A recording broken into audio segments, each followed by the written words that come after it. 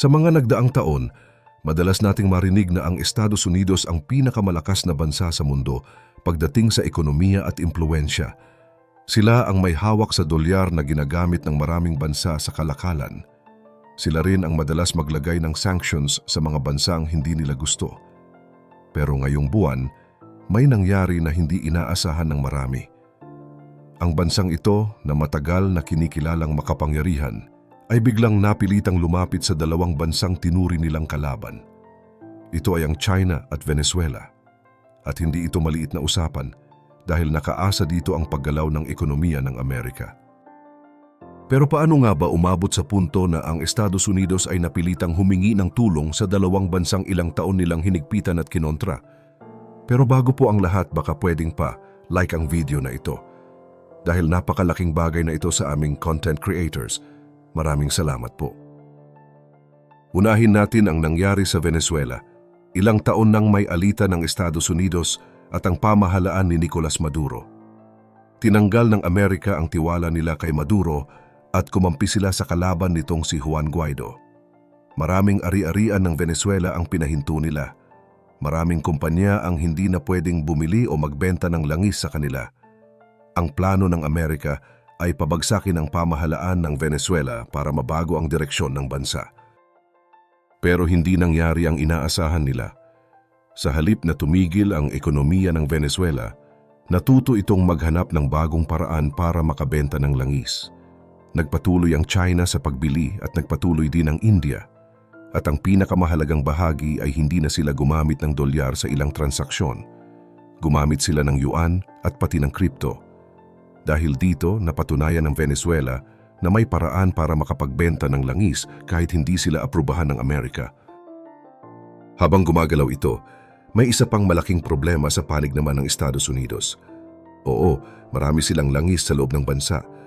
Pero may iba pang detalye na hindi alam ng karamihan. Ang klase ng langis na meron sila ay hindi swak sa malalaking refinery nila. Ang kailangan ng mga ito ay heavy sour crude. At isa sa may pinakamaraming ganitong klase ng langis ay ang Venezuela. Kaya kahit ilang taon nilang hinigpitan ng bansa, ngayon ay sila mismo ang bumabalik para makipag-usap at humingi ng tulong. Tahimik na pumunta ang mga opisyal ng Amerika sa Caracas. Nagbigay sila ng pahintulot sa ilang kumpanya tulad ng Chevron para makapag-operate ulit doon. Nag-alok sila ng mga kondisyon para maibalik ang produksyon ng langis at malinaw ang dahilan nito. Kapag kinapos ang Amerika ng tamang klase ng langis, babagal ang produksyon ng diesel. Kapag naubos ang diesel, maaapektuhan ang supply chain nila. At kapag bumagal ang supply chain, tatama ito sa buong ekonomiya. Habang abala sila sa Venezuela, may isa pang mas mabigat na problema sa Washington. Kailangan manghiram ng gobyerno ng napakalaking halaga ngayong taon para mapanatiling gumagana ang mga serbisyo nila. Pero ang dati nilang mga pinagkukuhaan ng pondo ay hindi na masyadong interesado. At ang natitirang bansa na kayang magpahiram ng ganitong halaga ay ang China.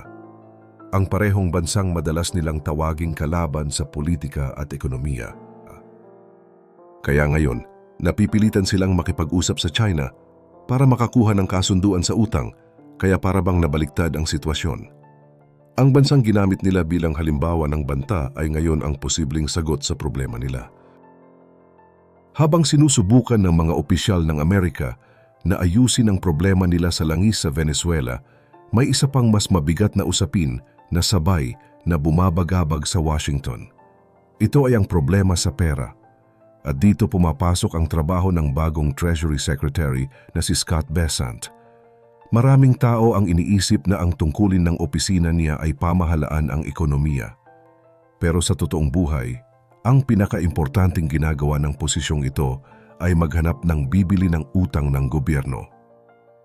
Para itong trabaho ng isang nagbebenta na kailangan makakuha ng malaking pondo taon-taon para mapatakbo ang bansa.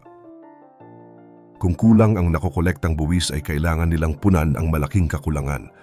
Kaya taon-taon nagbebenta sila ng tinatawag na treasury bonds. Noong mga nakaraang dekada, madali lang itong gawin. Maraming bansa ang gustong bumili dahil ligtas daw ang utang ng Amerika at parang walang talo. Pero ngayong taon, nagbago ang lahat. Kailangan ng Amerika ng napakalaking halaga, humigit kumulang 3 trilyong dolyar para lang makayanan ang susunod na 12 buwan. At ang malaking tanong ay kung sino ang bibili nito. Kapag tiningnan ni Besant ang Japan, ang isa sa pinakamatagal na bumibili ng utang ng Amerika, may problema agad. Nasa currency crisis ang Japan at abala sila sa pagsalba ng sarili nilang pera, kaya hindi sila bibili. Sa Europa naman, maraming bansa ang hirap dahil sa mabagal na ekonomiya.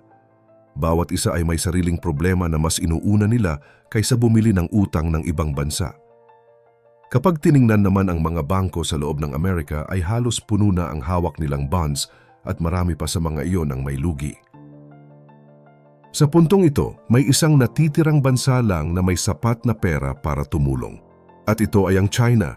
Dito nagiging mas komplikado ang sitwasyon dahil habang ang mga politiko ng Amerika ay maingay sa pag-away sa China, sa usapin ng teknolohiya, taripa at tension sa Pacific, tahimik namang nakikiusap ang Treasury sa Beijing na huwag silang iwan.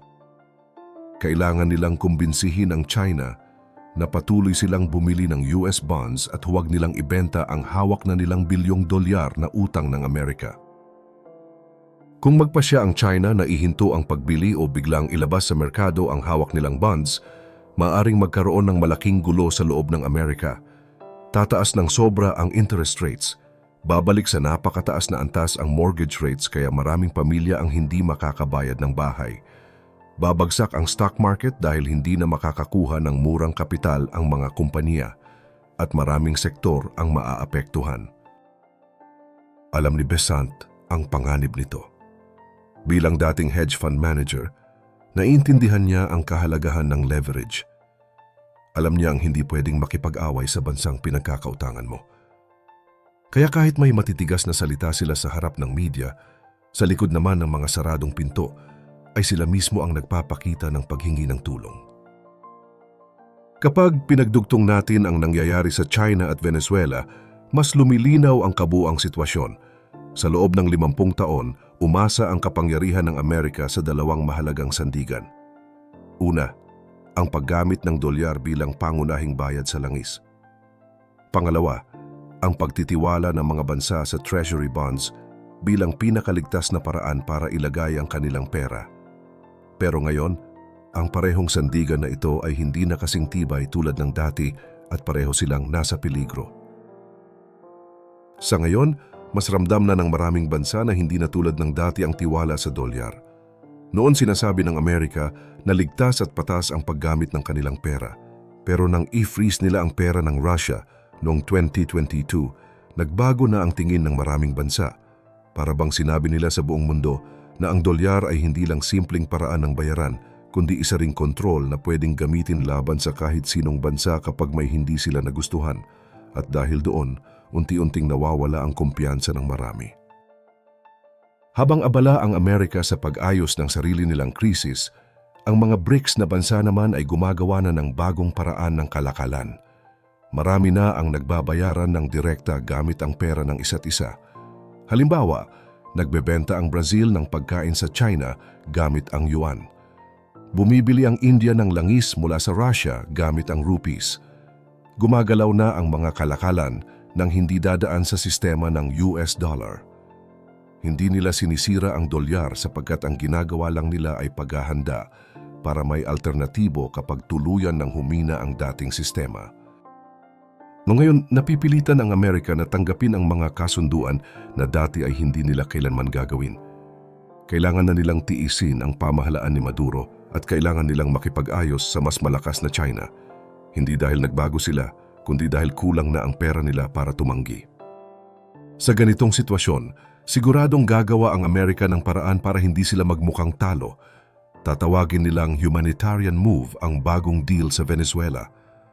Tatawagin nilang strategic partnership ang paglapit nila sa China.